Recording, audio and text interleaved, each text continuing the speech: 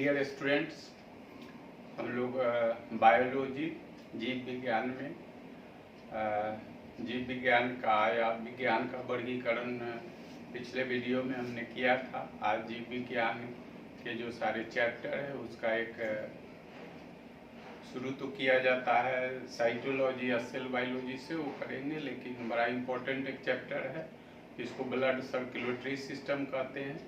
तो उसमें ब्लड क्या है, ब्लड के कौन सारे कंपोनेंट है, ब्लड ग्रुप क्या होता है, ब्लड क्लॉटिंग, रक्त कैसे जमता है और हृदय में उसका कैसे सब इसी का ही एक बड़ा चैप्टर है जिसमें इसको पार्ट वाइज करके हम पहले टॉपिक में हम लोग आज ये डिस्कस करने जा रहे हैं कि ब्लड होता क्या है और ब्लड ग्रुप का निर्धारण कैसे करते हैं, ब्लड कैसे क्लॉट करता है, ब्लड के कितने सारे घटक होते हैं, इसी में RH फैक्टर कैसे है, ब्लड का ट्रांसफ्यूजन कैसे होता है, किस ब्लड ग्रुप वाले को कौन सा ब्लड ग्रुप, उसके लिए क्या क्या डिटर्मिनेंट होते हैं, और हमारे हार्ट जो 4 चेम्बर्ड है उसमें कैसे और किल से वेंट्रिकल हो जाता है, पूरा एक चैप्टर है। तो इसको एक पार्ट वाइज करके, जिसमें पहला हम लोग ये पहले तो पढ़ेंगे ब्लड, तब ब्लड ग्रुप का निर्धारण कैसे होता है। तो इसी कड़ी में हम आप ये हेडिंग दिया है ब्लड एंड ब्लड ग्रुप। तो पहले ब्लड समझे तब ब्लड ग्रुप की बात करेंगे हम लोग। तो ब्लड होता क्या है,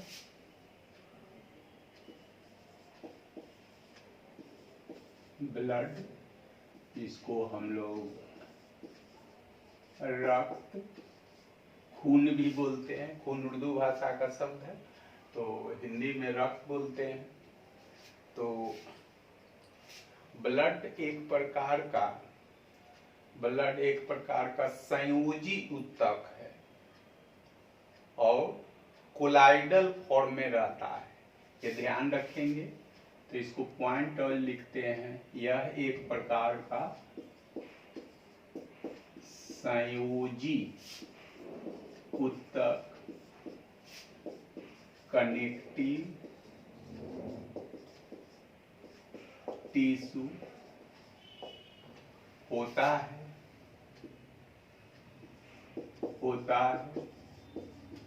जो कोलाइड के रूप में रहता है। ये भाषा लिखने की जरूरत है, पीटी में क्वेश्चन है क्या, तो कनेक्टिव टिश्यू है, कोलाइड क्या है। तो कनेक्टिव संयोजी मतलब शरीर के सभी अंगों को यह जोड़ता है, इसका मतलब ये हो गया। कोलाइड जो है तो केमिस्ट्री का चीज है, तो यहाँ भी हमें ये कोलाइड का एक दूसरे सब्जेक्ट में केमिस्ट्री में आप पढ़ते हैं कोलाइड कहते किसको हैं। तो कोलाइड वो ऐसा होता है जिसका पार्टिकल का कण 10 टू द पावर -5 से लेके 10 टू द पावर माइनस ये cm तक होता है, ये ख्याल रखेंगे। और इसी में हम एक दूसरे जगह का जोड़ देते हैं। कोलाइड का एग्जाम्पल पूछता है, वो केमिस्ट्री में पढ़ते हो, केमिस्ट्री में हम चैप्टर टच करेंगे, कोलाइड क्या है, सस्पेंशन क्या है, निलंबन क्या है, सब। तो इसमें आप यहाँ थोड़ा और भी सीख ले। ब्लड ही केवल कोलाइड का एग्जाम्पल नहीं है, ब्लड के साथ साथ आप जो कहते हैं गोंद मीन्स गम, स्याही, ये फिर इसके बाद में क्या हो गया आपका रक्त, ये सब जो है ये सब कोलाइड का एक दूसरे जगह आपको ही हेल्प मिल जाएगा। और एक होता है निलंबन, सस्पेंशन तो वहां पर पढ़ेंगे, तो उसका आकार जो होता है, कोलाइड का मतलब कुछ और भी हम समझा देते, दूसरे फॉर्म में होता है। तो इसको अगर फिल्ट्रेट आप करेंगे तो फिल्टर छन्ना पत्र पर इसके कोई कण जो है से मतलब जमा नहीं होंगे। इसका मतलब यह क्या हो जाता है, मतलब फिल्टर से नीचे चला जाता है। लेकिन वही जो आप सस्पेंशन देखते हैं, निलंबन देखते हैं, तो उसका आकार जो होता है 10 टू द पावर -5 cm से बड़ा होता है। तो बड़ा होते ही इसमें आप देखते हैं गंदे पानी नदी का जल है उसको आप अस्थिर छोड़ देंगे तो क्या होगा, जो उसका जो पार्टिकल है उसमें जो घुले हुए सो क्या है वो जमा हो जाते हैं। ये सब जो देखते हैं ये सब क्या सस्पेंशन है, तो केमिस्ट्री के चैप्टर में। तो यहाँ पर सबसे पहले आप ये देखें ब्लड है क्या है, कनेक्टिव टिश्यू है जो कोलाइड के रूप में, कोलाइड का मतलब कोलाइड का एग्जाम्पल केवल रक्त ही नहीं, स्याही गोंद ये सब जो होते हैं ये कोलाइड है। कोलाइड कहते किसको है, तो ऐसा तरल जिसका मतलब कण जो होता है पार्टिकल उसमें घुले हुए जो पदार्थ है कण है जिसका आकार इतना से इतना के बीच में इससे छोटा होता है, जो फिल्टर पर आप छन्ना पत्र पर इसको ब्लड को छानेंगे तो ऊपर कुछ नहीं हो जमा होगा, लेकिन वही बड़ा रहेगा तो ऊपर जम जाएगा। या फिर गंदे पानी को आप देखते हैं नदी का पानी है, वर्षा का पानी बह रहा है तो कहीं पर देखेंगे तो थोड़ा देर स्थिर जगह छोड़ देंगे तो नीचे वो प्रेसिपिटेट कर, ये केमिस्ट्री का चीज है उसमें हम चर्चा करेंगे। तो ब्लड जो है से ये कनेक्टिव टिश्यू आप समझ गए। अब इसमें हम लोग और चर्चा करेंगे कि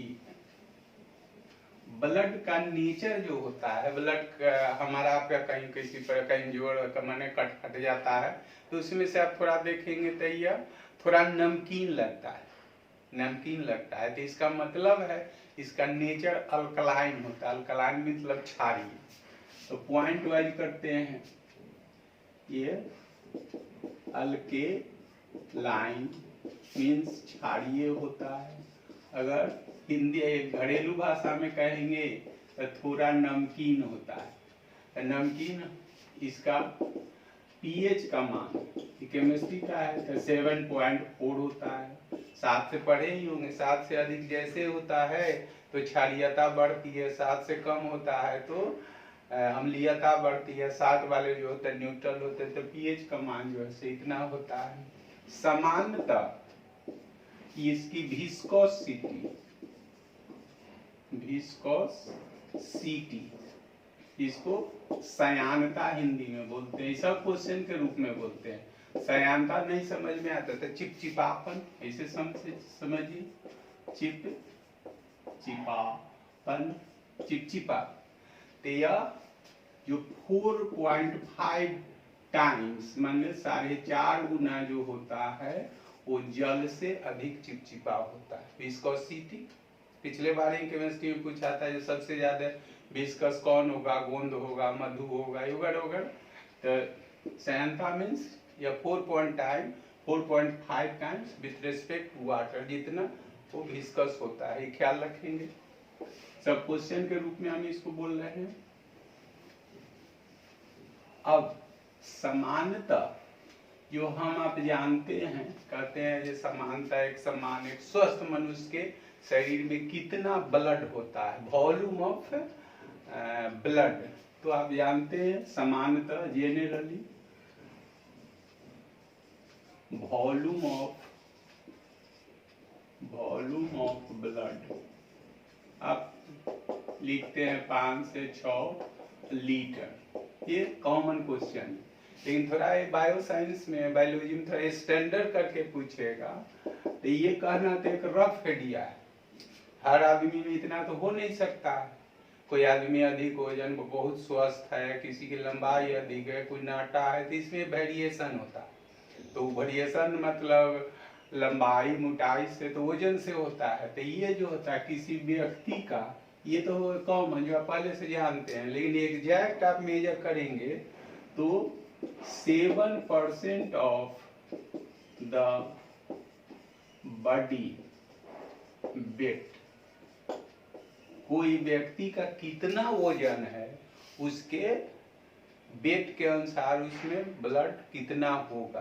तो 7% ऑफ द बॉडी वेट, ये एग्जैक्ट हो गया आपका कि कोई अगर 60 kg का है, कोई 50 kg का है, कोई 80 kg का है, 90, तो सब में ब्लड तो उतना होगा नहीं, बशर्ते 90 kg या 100 kg वाले स्वस्थ की बात हो रहा है। बहुत सारे जो बहुत जिनका वेट है लेकिन उसमें एबनॉर्मलिटी है, कोई बीमारी है, तो कोई जरूरी नहीं उसमें ब्लड उसी अनुपात में। तो एक नॉर्मल ह्यूमन बीइंग एक समान जिसमें किसी प्रकार की कोई बीमारी न हो या फिर बीमारी से ग्रसित न हो, तो ऐसी स्थिति में ब्लड जो है उस व्यक्ति के वजन का 7%। अगर कोई 60 केजी का व्यक्ति है तो क्या होगा, 7×42 4 पॉइंट समथिंग होगा। अगर 70 केजी का है तो लगभग 4.9 लीटर, मान लगभग 5। अगर 80 का है तो ऐसे, तो ये आपका हो गया एग्जैक्ट। इसी को एक और भी आता है इसी में कि 85 ml पर केजी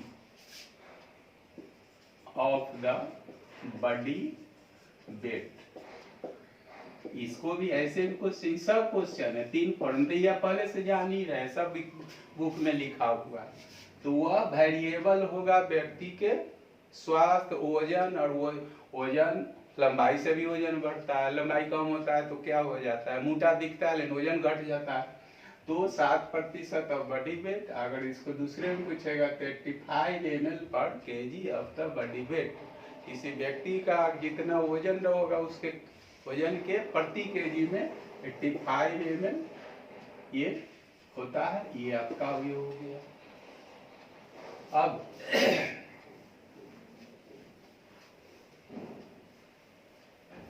ब्लड का फंक्शन क्या क्या होता है, तब हम लोग ब्लड के कंपोनेंट के, तो फंक्शंस ऑफ ब्लड में तो थोड़ा और पढ़ लेते हैं हम लोग, तब चर्चा करेंगे। फंक्शंस ऑफ ब्लड, तो इसका पहला काम है ट्रांसपोर्टेशन ऑफ ऑक्सीजन, दूसरा में ट्रांसपोर्टेशन ऑफ डाइजेस्टेड फूड।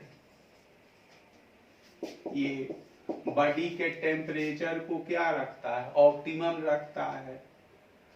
इसको कहिए ऑप्टिमाइज बॉडी टेम्परेचर वगैरह वगैरह। ये सब जो फंक्शन रिटन एग्जामिनेशन में आता है, लेकिन हमने जोड़ दिया सारा चीज को। तो ये अब आपके सामने ये क्वेश्चन आता है कि एक और भी चीज जान लीजिए, जैसे हमने ये बता दिया है पिछले वीडियो में, तो इसको आप ऐसे देखें। अब जो सबसे इम्पोर्टेंट चीज है आपके लिए वह होता है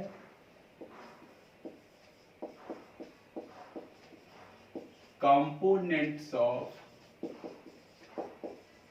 ब्लड, मीन्स रक्त के घटक। यहाँ से आपके लिए ये शुरू होता है। रक्त के घटकों को, माने रक्त किसकी चीज से बना हुआ है, उसके प्रमुख रूप से उसको 2 वर्गों में बांटा गया है। एक को कहते हैं प्लाज्मा और दूसरे को कहते हैं ब्लड कर्सल, जिसको रक्त कण या रुधिराणु भी आप हिंदी में बोलते हैं। तो कंपोनेंट्स ऑफ ब्लड में आप देख लीजिए सबकी अलग अलग। तो ये जो है प्लाज्मा, और ये क्या हो गया, ब्लड कर्सल्स, पार्टी की ब्लड सेल्स भी कहते हैं। तो इसी के एग्जाम्पल में आप जो जानते हैं आरबीसी, डब्ल्यूबीसी और प्लेटलेट, सब की चर्चा हम अलग करेंगे। अब जो है ये यहाँ देखेंगे, हम एक नया वर्ड लिख रहे हैं, आप पहले से जानते होंगे, फ्लूइड पार्ट है ये। आप लिक्विड तो जानते ही हैं, लिक्विड जिसको तरल भाग है, ये क्या हो गया, इसका क्या मतलब है, ये आपका सॉलिड पार्ट हो गया। में ठोस भाग या ठोस घटक और तरल। तो तरल जो आप समझते हैं, तो तरल हिंदी में या द्रव जो बोलते हैं उसका 2 इंग्लिश होता है। तो यहाँ पर हम इसको फिर अलग अलग करेंगे। तो यहाँ पर देखेंगे एक होता है फ्लूइड और एक होता है लिक्विड। अब दोनों का हिंदी जो होता है तरल या द्रव, आप जानते हैं। लेकिन दोनों में अंतर क्या होता है कि जब वैसा तरल जिसमें कोई लिविंग कंपोनेंट, माने जैविक घटक उसमें उपस्थित हो या मिला हो, तब उसको लिविंग कंपोनेंट, तब उसको आप फ्लूइड बोलेंगे। अगर यही जो हो तो नॉन लिविंग, जैसे वाटर जो होगा लिक्विड होगा। आगे लिख रहे हैं जो प्लाज्मा जो है वह तरल घटक है, और प्लाज्मा में जब पढ़ेंगे फिर आगे तो कहेंगे ये प्लाज्मा कंटेनिंग 92% ऑफ वाटर, तब उसका जो होगा वह लिक्विड पार्ट हो जाएगा। तो जल जो है से अजैव घटक होता है, उसमें लिविंग थिंग्स कोई नहीं रहते हैं, तो ये ख्याल रखेंगे। तो हमने लिखा है फ्लूइड, जिसको आप हिंदी में तो यही लिखेंगे तरल भाग, ये क्या हो गया ठोस भाग। अब दोनों का हम फिर से अलग अलग अध्ययन करते हैं। और एक चीज और भी यहाँ जोड़ देते हैं, ये आरबीसी और डब्ल्यूबीसी अब प्लेटलेट्स जो सॉलिड पार्ट है इसको सम्मिलित रूप से हेमेटोक्रीट कहा जाता है। ये कॉलेक्टिवली दैट इज हेमोक्रीट क्या है, तो आरबीसी डब्ल्यूबीसी और प्लेटलेट्स के सम्मिलित रूप को हेमेटोक्रीट कहा जाता है। ये सब क्वेश्चन के रूप में पढ़ रहे हैं, तब इस भाग का अध्ययन करेंगे, पहले ये कर लें तब ये आप समझ गए होंगे। ब्लड क्या है, एक लिक्विड कनेक्टिव टिश्यू है जो कोलाइडल फॉर्म में रहता है। कोलाइडल उसको कहते हैं जिसे छन्ना पत्र पर छाना जाए तो उसमें जो उसके घटक जो है से ऊपर जमा ना हो, मतलब फिल्टर ना हो। क्यों? तो इसलिए कि उसके कण जो होते हैं इतने उसके आकार महीन होते हैं जो वो फिल्ट्रेट ना होके नीचे चले जाते हैं, तो वैसे को कोलाइड कहते हैं। केमिस्ट्री का चीज हमने यहीं पर समझा दिया है, बायो साइंस में नहीं लिखा हुआ है कि केमिस्ट्री का बात है।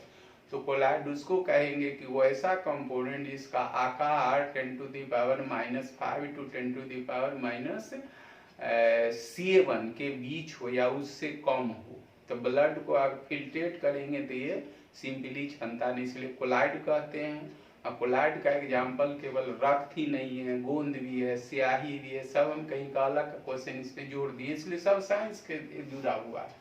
एक निलंबन आता है सस्पेंशन, तो उसका क्या होगा, जैसे एग्जाम्पल में नदी का पानी है या वायु में धुआं है, ये सब सस्पेंशन निलंबन का। तो क्या होता है उसका कण इसका मतलब बड़ा रहता है, तभी उसको आप फिल्ट्रेट करते हैं, छानते हैं तो छन्ना पत्र पर जमा हो जाती है। मेडिसिनल चीज उसमें बोल दिया है कि बीइंग ए कंपेटिटर, सीधे थोड़ो पढ़िएगा तो सब तरह का थोड़ा लोड तो लगेगा, तो उस रूप में तो इसकी चर्चा तो हम बाद में करेंगे। आरबीसी ये जो है सो प्लाज्मा वह तरल भाग है, ये ठोस भाग है। इसमें आरबीसी डब्ल्यूबीसी इसको ब्लड कर्सल या ब्लड सेल भी कहते हैं, सबके अलग अलग। आरबीसी डब्ल्यू इसको सम्मिलित रूप से हेमेटोक्रीट कहता है, ये सॉलिड पार्ट होता है।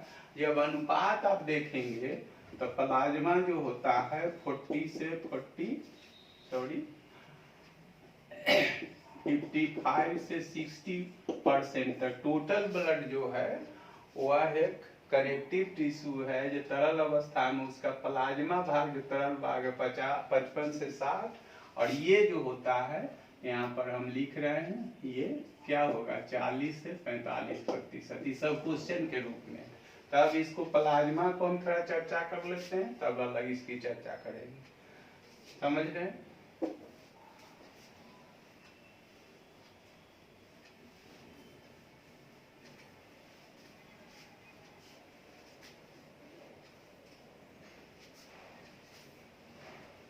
अब इसको ऐसे देखें,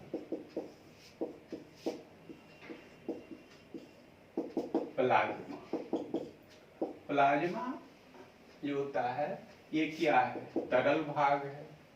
तो इसमें it contains 92% water and other components. Other component तो इसमें आप लिखेंगे, पहला जो होता है 92% वाटर होता है, इसमें 8% जो होता है अनकंपोनेंट होता है। तो 8% में से आप इसको ऐसे समझें 7% तक प्रोटीन होता है और 1% में जो होता है साल्ट एंड ऑर्गेनिक मटेरियल। कौन कौन है हम चर्चा कर रहे हैं, समझिएगा। तो प्लाज्मा जो है वो रक्त का तरल भाग है और उस प्लाज्मा में 92% वाटर रहते हैं और 8% ये घटक रहते हैं, जिसमें 7% ही प्रोटीन ही रहते हैं। अब ये प्रोटीन के रूप में रहता है एल्बुमिन, ग्लोबुलिन, फाइब्रोनोजेन, प्रोथ्रोम्बिन। यही जो है ब्लड ओजन है, तो इनएक्टिव है। ब्लड क्लॉट कैसे करता है, माने रक्त कैसे जमता है, तो एक अलग पार्ट है, उस पर चर्चा करेंगे। तो यही फाइब्रोनोजेन जो है वह फाइब्रिन में बदलता है, तो वहां पर चर्चा करेंगे। ये सब प्रोटीन का हिस्सा है, समझ गए। ये इसमें ग्लाइकोप्रोटीन वगैरह मतलब रहते हैं, तो ये ग्लाइकोप्रोटीन, तो ये सब जो है कंजुगेट प्रोटीन, उतना अभी नहीं, जब और चर्चा हम कर लेंगे। तो ये प्रोटीन के रूप में ये रहता है और फाइब्रोनोजेन ही फाइब्रिन में बदल जाता है। कैसे बदलता है वो उसमें चर्चा करेंगे। तो यही जो है ब्लड क्लॉट के लिए जिम्मेदार होता है। दूसरा, कार्बोहाइड्रेट के रूप में ग्लूकोज ये सब जो रहता है। एक नाम सुने होंगे कीपेरिन का नाम सुने होंगे। कीपेरिन जो होता है एंटी कोगुलेंट होता है, जो रक्त को जमने नहीं देता है। हमारे क्वेश्चन होता है जब क्लॉटिंग पार्ट पढ़ाएंगे इसी का, तो उसमें आप पढ़ेंगे जो हमारा शरीर का कोई अंग जब कट जाता है तो रक्त बाहर आके जम जाता है, लेकिन अंदर क्यों नहीं, तो यही जो है जमने नहीं देता है। उसमें फिर चर्चा करेंगे, थोड़ा बोल देते हैं। एंटी कोगुलेंट है, इसका लीवर से सेक्रेशन होता है, लेकिन प्रेजेंट जो रहता है प्लाज्मा में, ये आप समझेंगे। तो जैसे ही हमारा कहीं पर शरीर कटता है, शॉर्ट में वहां पर विस्तृत चर्चा करेंगे।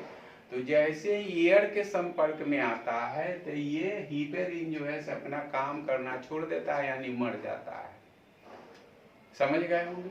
और जैसे ये तो इसको एयर से संपर्क नहीं हो, जैसे आप देखते हैं कोई भी आप जब इंजेक्शन लेते हैं तो जो कंपाउंडर होता है, जो डॉक्टर होते हैं, सीरीज को एयर टाइट करके देते हैं।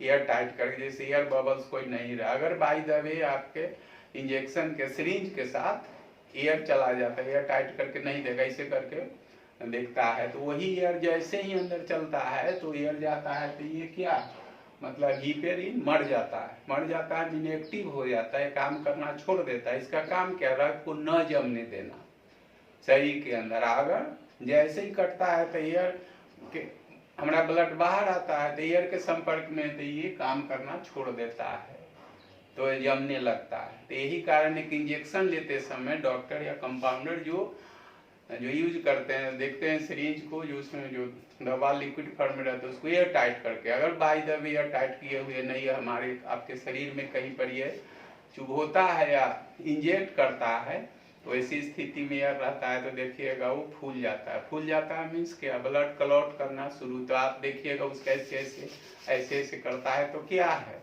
वो जो पुश किया है नीडल, उसके थ्रू क्या एयर निकालता है। एयर जब तक मतलब निकलेगा नहीं तब तक क्या हो, क्लॉटिंग शुरू करता है, वो जमा अगर बहुत ये हो गया तो घाव का रूप धारण करता है। तो जैसे ये हीपेरिन है शरीर में एंटी कोगुलेंट कार्बोहाइड्रेट के रूप में रहता है, किस में रहता है, प्लाज्मा में। ये रहता है खून को जमाने वाला, ये हीपेरिन जो है एंटी कोगुलेंट, रक्त को जमने नहीं देता है ब्लड वेसल्स में। वो आगे हम चर्चा करेंगे जब ये चैप्टर आएगा। तो यही हीपेरिन जो है, इसमें आप साल्ट के रूप में देखते हैं, साल्ट के रूप में देखते होंगे यूरिया, अमोनिया, यूरिया हम पढ़ाएंगे, ये माइल्ड रूप है, ऐसे लिख देते हैं NH2CO NH2, ये सब क्या यूरिया है, अमोनिया है, तो ये सब इसी में रहता है। तो ये आप समझ गए होंगे। अब प्लाज्मा की जब बात होती है, प्लाज्मा, तो प्लाज्मा जो है 92% वाटर, 8% इसमें प्रोटीन है, 8% सब है, एल्बुमिन, कार्बोहाइड्रेट, साल्ट के रूप में वगैरह वगैरह सब कुछ इसमें ये रहता है, ये आप समझ गए। अब प्लाज्मा की अनुपात अब देखेंगे, तो प्लाज्मा ये टोटल ब्लड का 55 से 60% होता है, लेकिन जब यह भी प्लाज्मा आप जब देखेंगे तो मेल फीमेल में यह आपको अंतर मिलेगा। इसको ऐसे समझिए कि टोटल ब्लड का जो हमारे आपके शरीर में ब्लड कितना होगा वह इस पर निर्भर करेगा कि हम कितना स्वस्थ हैं और मेरा वजन बॉडी का वेट कितना है। तो हमारे बॉडी के वेट का 7% या पर केजी 85 ml होता है, ये सबों के लिए कॉमन है। लेकिन जब और टोटल ब्लड में 55 से 60% प्लाज्मा है और 40 से 45% ब्लड सेल्स है, जिसमें आरबीसी, डब्ल्यूबीसी एंड प्लेटलेट्स है, वो पार्ट अभी नहीं चर्चा कर रहे हैं। अब इसमें जब आप देखेंगे तो ब्लड प्लाज्मा की बात करते हैं तो उसके घटक को 2 वर्गों में बांटा गया है। एक जो है वो वाटर है, 92% है, और 8% जो है उसमें सॉलिड पार्ट है, जिसमें आपका क्या क्या आपने पढ़ा, प्रोटीन पढ़ा, एल्बुमिन, ग्लोबिन, फाइब्रोनेजिन, ये साल्ट में पढ़ा था आपने, यूरिया पढ़ा, अमोनिया पढ़ा, कार्बोहाइड्रेट में ग्लूकोज पढ़ा, फिर हिपेरिन, सब कुछ हम बता दें, सब क्वेश्चन के रूप में रहता है, सब आप इसको सुनिए, क्वेश्चन को देखें, आप सब बन जाए, हो गया। अगर आप वॉल्यूम की बात करते हैं तो मेल फीमेल में ये अलग अलग होता है। तो वॉल्यूम ऑफ प्लाज्मा, ये टोटल ब्लड का 55 से 60%। अब मेल फीमेल में आप देखेंगे तो ये इन मेल और इन फीमेल ये देखेंगे तो ये जो रहता है मेल में 40% और ये क्या हो जाएगा 60%, लगभग नियर अबाउट। ये थोड़ा बढ़ेगा तो ये घट जाएगा। ये किस तरह से मेल के तुलना में फीमेल में प्लाज्मा अधिक रहती है। प्लाज्मा क्या है, एक लिक्विड पार्ट है या फ्लूइड पार्ट है ब्लड का, समझे। तो स्वाभाविक है प्लाज्मा और ब्लड कर्सल्स के ब्लड बना है, तो स्वाभाविक है जब ब्लड कर्सल्स की बात करेंगे, रक्त कण की, तो इसमें फीमेल में प्लाज्मा अधिक है तो ब्लड सेल्स कम होगा, और इसमें क्या है प्लाज्मा अधिक है तो ब्लड सेल्स अधिक होगा। तो प्लाज्मा की अधिकता या फिर ब्लड सेल्स की कमी के कारण ही ऐसे व्यवहारिक जिंदगी में देखते हैं तो सेम क्लाइमेटिक कंडीशन हो, सेम डाइट हो, सब चीज को कांस्टेंट कर दें, तो ऐसी स्थिति में देखते हैं कि मेल के रेस्पेक्ट में पुरुष के तुलना में महिलाओं का शरीर जो होता है कोमल या मुलायम होता है, समझ गए। अब जब ब्लड सेल्स बढ़ेंगे तो फिर हेमोग्लोबिन आपको मिलेगा। हेमोग्लोबिन कम होता है फीमेल में और मेल में अधिक, वो आगे चर्चा करेंगे। तो पहले आरबीसी पढ़ेंगे तब, तो अभी तो उसकी चर्चा नहीं।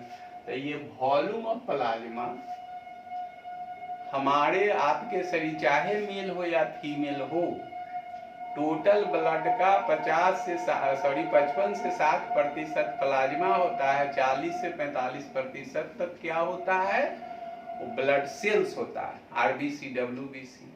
और प्लाज्मा जो है से तरल घटक है और ब्लड सेल्स जो है से ठोस है। तो प्लाज्मा की जब बात करते हैं तो उसका 92% तक वाटर, 80 से 60% कौन रहता है। अब वॉल्यूम ऑफ प्लाज्मा की बात करते हैं तो मेल में ये लगभग इतना, फीमेल में ये 40 से 45 भी कर सकते हैं या 55 से 60, लेकिन ये फिक्स है जो मेल में अधिक रहता है, फीमेल में मेल में कम, फीमेल में अधिक। तो यही कारण है कि सारे कंडीशन को, सरकमस्टांसेस को, परिस्थितियां को अगर कांस्टेंट कर दिया जाए तो कहीं की भी महिलाएं हैं, किसी क्लाइमेटिक कंडीशन, किसी भी नस्ल की हो, जिसको तो ऐसी स्थिति में महिलाओं का शरीर तो मुलायम या कोमल होता है। व्यवहारिक जिंदगी में बोल दिया, इतना जीएस का चीज है नहीं, जहाँ तक हमें कुछ इंफॉर्मेशन मिलता है आप तक पहुंचाते हैं। तो ये आपका हो गया प्लाज्मा। अब जब आप देखते हैं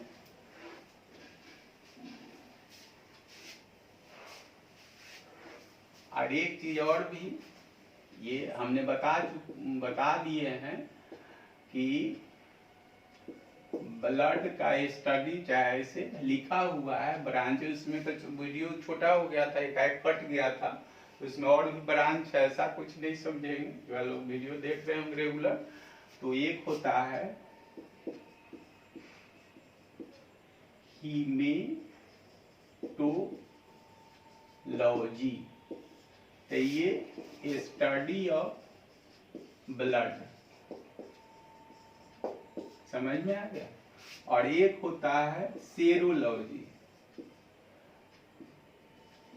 क्यों बता रहे हैं स्टडी ऑफ सीरम?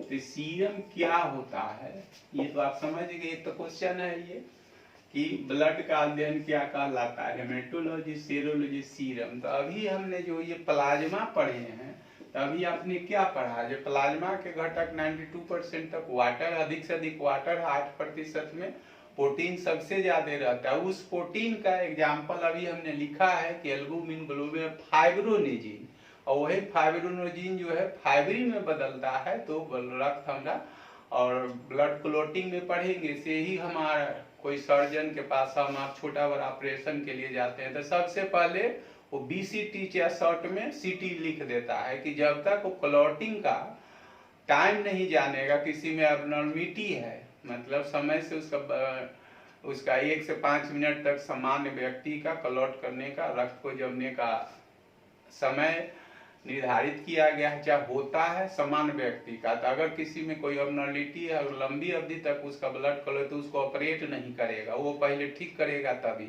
तो वही जो आपके हमारे डॉक्टर किसी सर्जन के पास जानते हैं तो लिखता है शॉर्ट में बीसीटी, ब्लड क्लॉटिंग टाइम, यानी शॉर्ट में सीटी, क्लॉटिंग टाइम, वो टेस्ट कराता है पैथोलॉजिस्ट से, तब वो।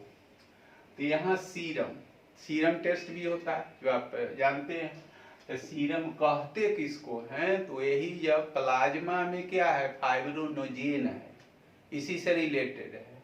तो ये फाइब्रोनोज क्या है, प्रोटीन है, remove from plasma, plasma is no longer called plasma rather termed as serum. मतलब अगर प्लाज्मा में से फाइब्रोनोजेन को हटा लिया जाए, चाहे हट जाता है, तब वह क्या कहलाता है, सीरम। और फाइब्रोनोजेन है क्या, ऐसे शॉर्ट में हम लिख रहे, इतना लंबा डिफिनीशन क्या कहेंगे, विदाउट फाइब्रोनोजेन। अब फाइब्रोनोजेन है क्या, अभी पढ़ा है अपने, protein. Without fibrinogen plasma is termed as serum. Serum test भी होता है, अगर प्लाज्मा से फाइब्रोनोजेन को हटा लिया या हट जाता है तो सीरम कहलाता है। सीरम के अध्ययन को सेरोलॉजी, जबकि पूरे ब्लड को हेमेटोलॉजी। आई होप समझ गए होंगे। अब हम ब्लड सेल्स की बात करते हैं, तो दूसरे पार्ट में पूरा करेंगे, लेकिन थोड़ा और चर्चा कर लेते हैं। तो इसका बी जो पार्ट है वह ब्लड कर्पल्स इसको बोलते हैं, ब्लड कर्पल्स, टेक्निकल भाषा है, सेल्स भी कह सकते हैं, ब्लड सेल्स। तो अभी हमने लिखा है एग्जाम्पल में, क्या लिखा है, आरबीसी, डब्ल्यूबीसी और प्लेट लेट्स हो गया। आइए सम्मिलित रूप से हेमेटोक्रिट कहलाता है, ब्लड सेल्स कलेक्टिवली और टर्म्ड एज हेमेटोक्रिट हो गया। अब ब्लड सेल्स में आरबीसी डब्ल्यूबीसी अब अलग अलग करके हम सबका अध्ययन करते हैं, कम से कम आरबीसी देख लें तब और डब्ल्यूबीसी।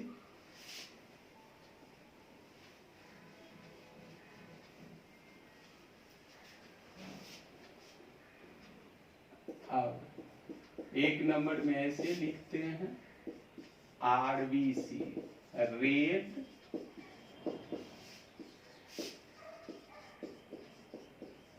कट सेल्स, लाल रक्त कण हिंदी में बोलते हैं, हो गया।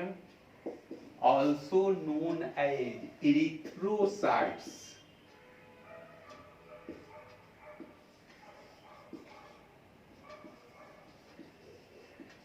ये साइंटिफिक नेम है इसका, हो गया। आरबीसी का full form red blood cut cells, और आगे जब पढ़ेंगे फिर तो टोटल ब्लड सेल्स है उसमें से 95% जो होता है इसी का अनुपात होता है। रेड इसको क्यों कहते हैं आगे हम चर्चा करते हैं। तो रेड ब्लड कल्स को इरिथ्रोसाइट्स कहते हैं, सारे सेल को हेमेटोक्रिट कहते हैं। अब रेड ब्लड सेल्स जो होते हैं वो ये इन्यूक्लिएटेड होते हैं, मतलब केंद्रक विहीन, इसमें न्यूक्लियस नहीं होता है, मतलब विदाउट न्यूक्लियस। तो ये मानव का हम लोग पढ़ रहे हैं, तो हमारा आपका ब्लड का आरबीसी जो होता है इन्यूक्लिएट, इसमें कोई केंद्रक नहीं होता है। लेकिन जब जंतुओं का वर्गीकरण करेंगे तो हम लोग क्या है, स्तनधारी है। स्तनधारी एक मेरा क्या है, क्लास है। फाइलम हम लोग का, वो तो अभी चर्चा भी तो शुरू किए हैं, ग्रेजुअली सब पार्ट को हम लोग भरपूर, हमारी कोशिश रहेगी जो टच करें, जो आपको पूरा एक बैलेंस बायोलॉजी का सब चीज मिल जाएगा, समझ जाए। तो जब वर्गीकरण करते हैं जंतुओं का तो सीधे वहीं पर, वो तो एक चैप्टर है। तो हम लोग कॉर्डेट हैं, कॉर्डेट या वर्टिब्रेट भी इसको बोला जाता है। तो इसका एक वर्ग है मैमल क्लास, समझ, जिसमें रीढ़ की हड्डी है उसको वर्टिब्रेट कॉर्डेट कहा जाता है। इसी में आप पक्षी बर्ड सब अगर देखते हैं कॉर्डेट है, लेकिन इसमें मैमल क्लास है, मैमल वर्ग है। और मैमल वर्ग जिसमें मैमेरी ग्लैंड हो, जिसके स्किन पर क्या हो, हेयर हो, ये मैमल जो होते हैं। और इसमें और कुछ आपको मिलेगा, जो मैमल क्लास को भी 3 उपवर्गों में बांटा गया है। मैमल क्लास को माने सब क्लास में प्रोटोथेरिया, यूथेरिया और मेटाथेरिया। तो इसमें जो मानव जो है उपवर्ग में यूथेरिया में आता है, तो वहां पर चर्चा करेंगे। तो हम लोग का ब्लड जो होता है इन्हीं के, लेकिन हम ऐसा क्यों बोल दिए हैं, तो ये मैमल होते हुए भी कैमल और लामा, कैमल तो आप जानते हैं, ये दक्षिणी अमेरिकी महादेश का ये है, ये भी मैमल है। ये हम लोग के यहाँ बहुत ये तो दिखा जाता है, लेकिन ये नहीं।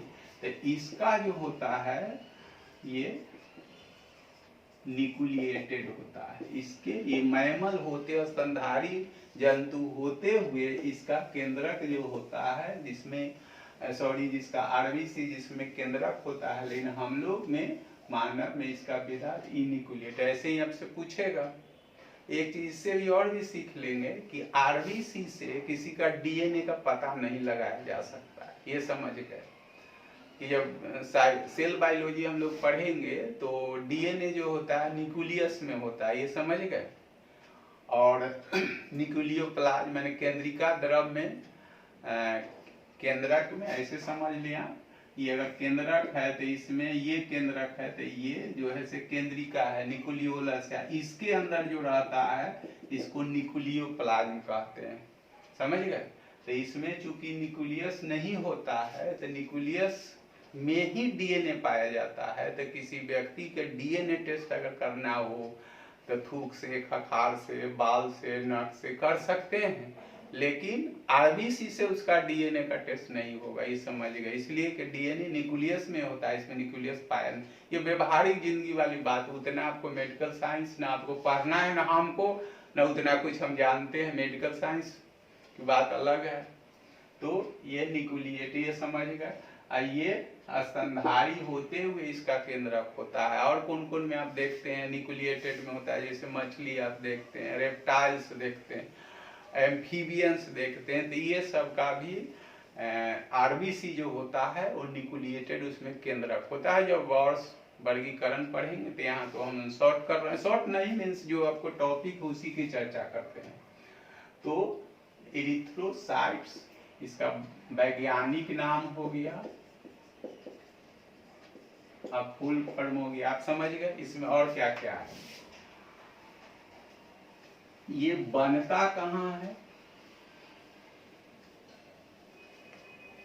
ये बनता क्या है। तो अगला पॉइंट है फॉर्मेशन ऑफ आरबीसी। आरबीसी कहाँ बनता है, तो बोन मैरो, बोन मैरो, अस्थि पंजा, ठीक है, अस्थि मज्जा, सॉरी पंजा ने, अस्थि मज्जा।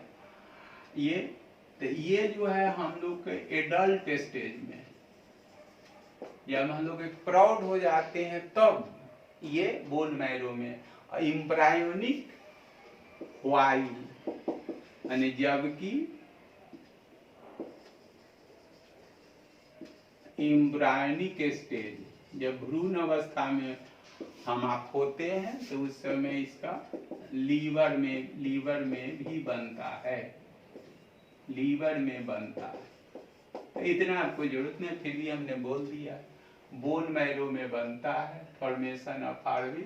और जो बनता है उस क्रिया को, that is formation of RBC haemopoiesis कहलाता है, ठीक है, हेमोपोएसिस कहलाता है। जब बन जाता है, कहाँ बनता है, बोन मैरो में। इसका लाइफ स्पान मतलब जीवन अवधि ये कितना दिन तक रहता है, लाइफ स्पान ऑफ आरबीसी 120 दिन तक। इसीलिए कहता है कि ब्लड डोनेट करना चाहिए, ना अगर डोनेट करते हैं तो डिजेनरेट करता है। कहाँ इसकी मृत्यु होती है, आगे हम लिख रहे हैं, एस्पिलिन में, जिसको ब्लड बैंक भी बोला जाता है, वहां पर ये नष्ट होता है। लेकिन इसको ये लिख देते हैं ऊपर,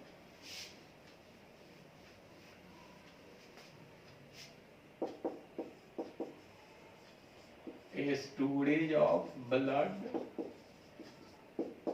स्टोरेज ऑफ ब्लड को आप क्या कहते हैं, स्प्लीन, प्लीहा बोलते हैं, इसको ब्लड बैंक कहते हैं, आप जानते हैं ब्लड बैंक। और इसी में जो होता है आरबीसी डिस्ट्रॉय, यानी इसी में नष्ट होता है। बनता कहाँ है, बोन मैरो में। बनने की प्रक्रिया क्या कहलाती है, हेमोपोएसिस। इसका 20 से 120 दिन तक इसका जो काल रहता है, 120 का मतलब हो गया 4 महीना। 4 महीना तो यही अगर बोला भी जाता है, जब आप एक स्वस्थ हैं, कोई आपके पास बीमारी नहीं है, तब रक्तदान सबसे बड़ा दान है। किसी के आपके ब्लड से किसको जीवन मिल जाता है। लेकिन ये भी ख्याल रखना चाहिए, जो हमारी आयु 18 से ऊपर हो, इसके बाद कोई सफर ना करते हो, नहीं तो जितना आप लाभ के लिए दिखा दीजिएगा, लेकिन वो बीमारी उसमें क्या है, ब्लड ट्रांसफ्यूजन के थ्रू चला जाता है। तो ऐसे हमको समझना है, जब हम कोई बीमारी से सफर है या नहीं है, आप जानते हैं, लेने वाला को क्या है, वो तो जिंदगी मौत से खेल रहा होता है। तो अगर आप स्वस्थ हैं तो ब्लड आप डोनेट करें, कोई चीज नहीं, अगर ना भी करेंगे तो ये क्या होता है, डिस्ट्रॉय कर जाता है, ठीक है। और इसका लाइफ स्पान मतलब जीवन अवधि इससे 120 दिन तक होती है, खत्म हो जाता है, फिर नए सिरे से बनता है। तो ब्लड अगर आप डोनेट करते हैं, स्वस्थ हैं, कोई बीमारी आपके पास नहीं है, तो क्या फिर ब्लड प्यूरिफाई होते रहता है। तो ये तो एडिशनल चीज हो गया, ये तो थोड़ा सामाजिकता वाली बात हो गई, लेकिन ऐसे साइंस की बात होती है। तो ये हमने लिख दिया है। अब आरबीसी होता कितना है इसकी चर्चा हम थोड़ा कर लेते हैं। तो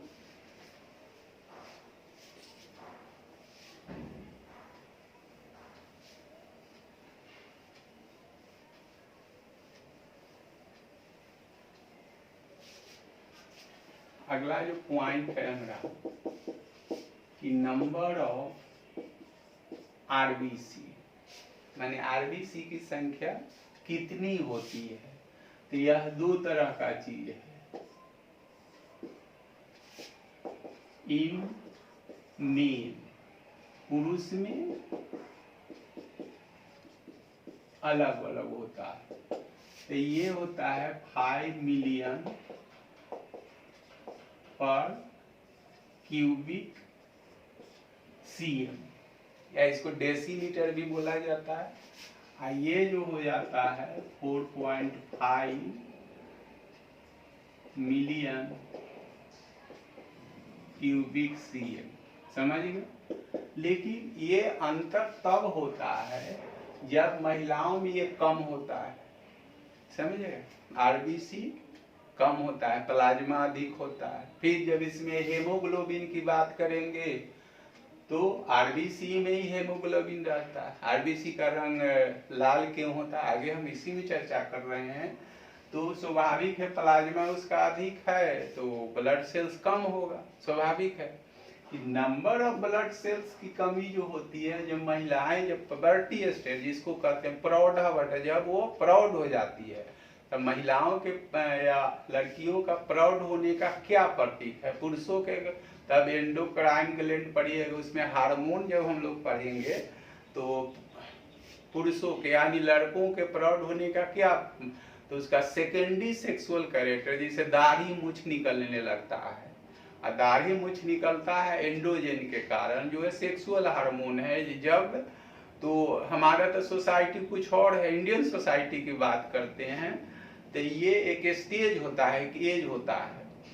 तो आपका क्या दाढ़ी मूछ निकल जाता है, तो महिलाओं में तो ये नहीं, तो उसका सेकेंडरी जिसके ब्रेस्ट डेवलप हो जाता है, उसका क्या होता है, आवाज जो होता है वो श्रील यानी मीठा हो जाता है। जैसे वो अब देखिए कंपेयर करेंगे तो वही जो बच्चे हैं जब अर्ली स्टेज में है तो उसका आवाज कुछ और है, जैसे वो प्रौढ़ावस्था में आती है उसका आवाज क्या हो जाता है, श्रील मतलब सुरीला हो जाता है।